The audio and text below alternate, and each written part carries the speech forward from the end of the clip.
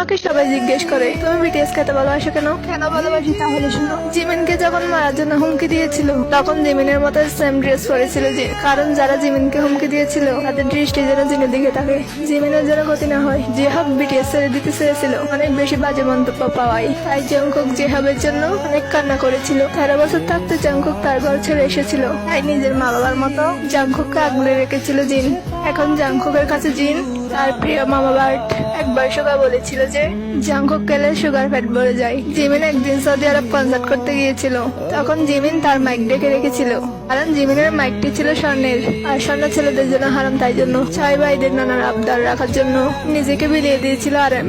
একটি কনসার্টে মুসলিম আর্মিদের নামাজের জন্য তারা কনসার্ট অফ করে রেখেছিল, যেন তারা নামাজ পড়তে পারে, আর তারা কোনো রাগ প্রকার না করে অপরকে আঁকলে রেখেছিল। এগুলো তো অনেক অল্প, তাদের নামে যদি বলতে চাই সারা বছর পার হয়ে যাবে, কিন্তু কথা শেষ হবে না। এরই নামই হচ্ছে বিটিএস, আর আর্মিদের ভালোবাসার কারণ।